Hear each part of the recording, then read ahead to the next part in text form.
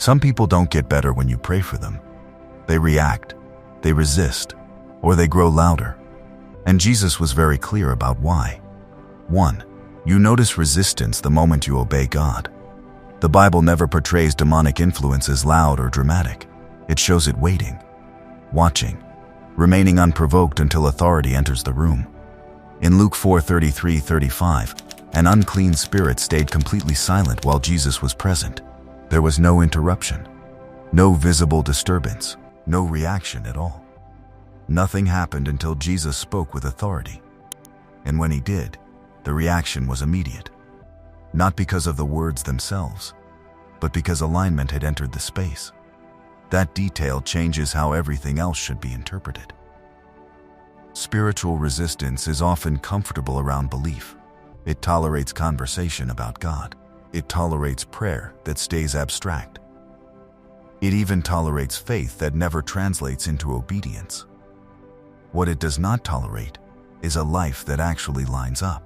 That is why tension often appears after decisions, not after discussions. Why relationships feel different once boundaries become real. Why support shifts the moment direction stops being theoretical. Obedience threatens influence. And influence does not announce its exit. It reacts first. 2. You stop responding emotionally before the influence loses power. Influence survives through access, not volume. It does not need control over your actions if it can shape your reactions.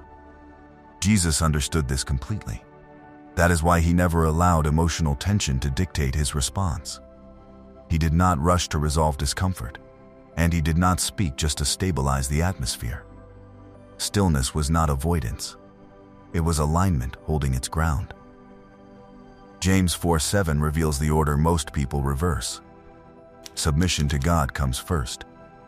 Resistance follows naturally. Authority is not activated through confrontation, but through inner position. When emotional access is withdrawn, influence loses leverage without being confronted. Nothing dramatic needs to happen. No explanation is required. This is why certain dynamics collapse the moment you stop engaging emotionally. Not because you asserted dominance, but because the channel they depended on quietly closed. 3. You recognize when peace leaves the room, and you don't override the signal. Scripture describes peace as an indicator, not a feeling. God is not the author of confusion, but of peace, as written in 1 Corinthians 14:33. That distinction matters. When clarity cannot remain present in a space, alignment is being disrupted. Not every disruption is loud. Some arrive subtly, through mental pressure that feels internal but isn't generated there. You notice it afterward, not during. The exhaustion, the mental fog, the sense that something was off, even though nothing obvious was said. This is not hypersensitivity. It is discernment registering interference. Peace withdrawing is not something to explain away in order to stay polite or reasonable. It is information meant to guide movement. Once you stop overriding that signal, responsibility lifts. You no longer try to fix what was never yours to carry. Authority stabilizes simply by honoring what peace reveals. 4. You stop debating what Jesus only silenced. In Mark 1:23-25, an unclean spirit spoke. Jesus did not ask questions. He did not explain theology. He did not reason. He commanded silence. Conversation feeds influence. Explanation extends it. Debate entertains it. Jesus cut it off immediately, because authority does not negotiate with disruption. And this exposes something uncomfortable. Some conversations never improve because they were never meant to be improved. You were trying to reason with something Jesus would have silenced, not corrected. Authority ends what discussion prolongs. The moment you stop explaining yourself, pressure loses footing, confusion no longer multiplies, energy returns. And now you understand why clarity only came when you disengaged, because silence removed the platform influence needed to survive. 5. You don't expose what God only asked you to discern. Scripture says in Ephesians 6:12, we wrestle not against flesh and blood. That means discernment is not permission to accuse people. It is instruction for how you move, what you allow, and where you place trust.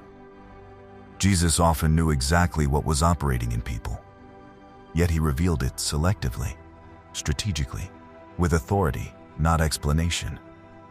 He did not expose everything he perceived, because exposure without assignment creates chaos instead of freedom. Speaking discernment to the wrong audience turns wisdom into division and strengthens resistance. It shifts the focus from obedience to reaction, from clarity to conflict. What God showed you for navigation becomes ammunition when spoken too soon. Here is the moment many miss. Discernment guarded stays sharp. Discernment announced loses weight. Silence is not fear, it is obedience. And when you keep what God revealed in the right place, your authority remains intact even without confrontation. 6. You withdraw access instead of escalating confrontation. Jesus left rooms. He crossed lakes. He disengaged crowds. Not weakness, strategy. In Luke 4, resistance hardened and Jesus walked away. He did not argue. He did not prove a point. He removed access.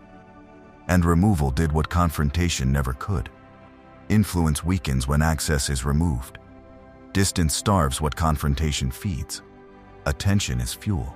Repetition is oxygen. What cannot reach you cannot control you. This is where authority becomes practical. Reducing access does more than arguing ever will. When the stage disappears, the performance ends. Pressure loses its audience. Manipulation loses leverage. No drama. No explanation. No apology. And now you see why stepping back didn't mean retreat. It meant the situation could no longer feed on your presence. 7. You remain aligned even when nothing changes immediately. Psalm 121 says God neither slumbers nor sleeps. Authority is maintained through consistency, not urgency. Not every influence leaves instantly. Jesus did not panic when resistance appeared. He stayed aligned. He trusted timing instead of forcing outcomes. Alignment always outlasts opposition. Over time, reactions weaken. Control attempts fail. Conversations shorten. Pressure loses creativity, not because you demanded change, but because alignment remained intact longer than resistance could sustain itself. Demons do not fear noise. They respond to alignment. And when you stop reacting, stop explaining, and stop engaging what was never meant to lead, silence returns where chaos once spoke. That is not avoidance. That is authority held steady until opposition collapses on its own.